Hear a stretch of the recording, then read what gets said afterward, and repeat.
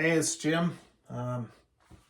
Buddy of mine, Kevin Chainsaw Canuck, was asking about some details for a Stihl straddle part. He's working on a 362, his bus stop saw. You guys follow that channel, you can check it out. But anyway, closest I got right now is a 261. It's straddle ported. It's got the M-tronic carb as well.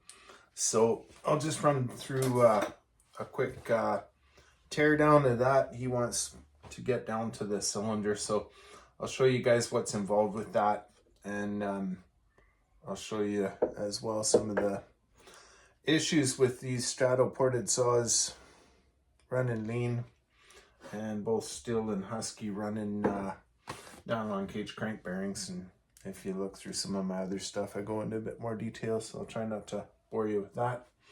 But anyways, there's just stupid shit that these guys are doing on these here. So to pull your recoil, they buried a screw in here.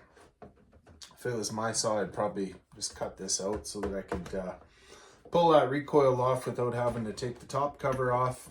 I know they're quarter torn bolts, so it's something, but it's still stupid. Okay, so pull your air filter off,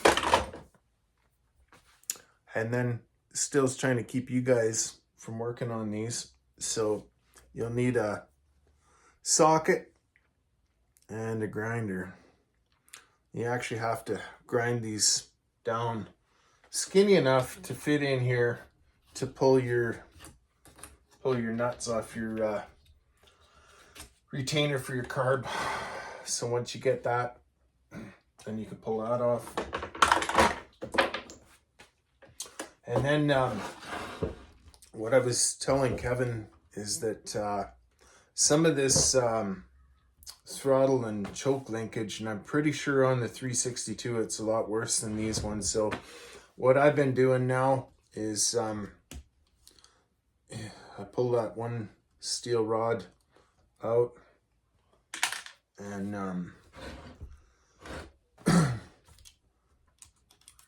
I think on the 362, and I might be mixing that up with the old 441, but anyways, either way, save that. And then you've got your anti-vibe mounts here, so you gotta pop this out. You're gonna disconnect your wiring for your M-tronics on your carb, pop that out, and then wiggle this out, but not undoing your wiring here on the ignition switch. It's pretty finicky getting all that stuff back in there, so if you're able to just work this back and then kick it off to the side, that gives you enough room to still work your carb out. And so you can do that. Pull your carb out, throw that in the scrap bin with all these other parts. Then you got the little ring here. These carbs, instead of having the old ring on the inside, these ones have a piece of plastic there now. Pull that little ring off on the inside here. Excuse my fingers, I previously disassembled this one, so I was trying to make it so it was quick and painless for you. But anyway, pull that out of there, and you'll find there's a screw here and here for this thing here, this shroud that goes between the cylinder and your intake assembly. So you can pop that out, get rid of that. And then with this, you've got your intake manifold boot. Oh, and I probably skipped the linkage for your throttle, but that's pretty straightforward there. There's two other things here you're going to run into. The fuel line, and I'll just pull this out, but you've got to remove your fuel line, And then you got to flip your throttle linkage out of the way here. But anyways, so I just kind of squish that all together, and you can actually kind of push it through as you pull this retainer off. That's the thing with your studs on it for your carb. But the fuel line actually goes underneath here. Oh, no peeking. Okay, so yeah, so that goes through here. It clips through there, and then around the back, and then out the front. And so when you get to it, you'll have it like this and like that. And so it's kind of tricky, but I guess basically you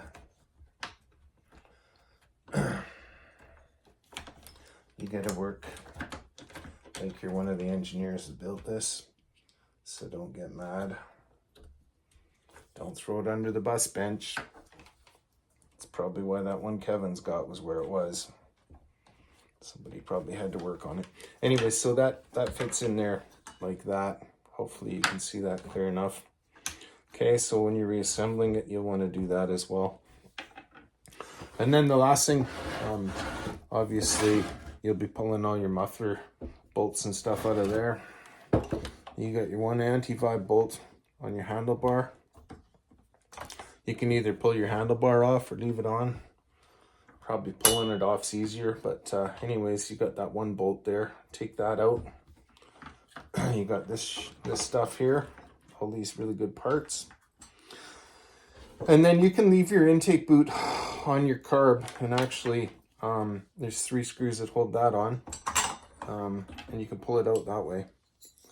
What I've noticed with quite a few of these, I've done a few of these ones, the 271s as well, that are the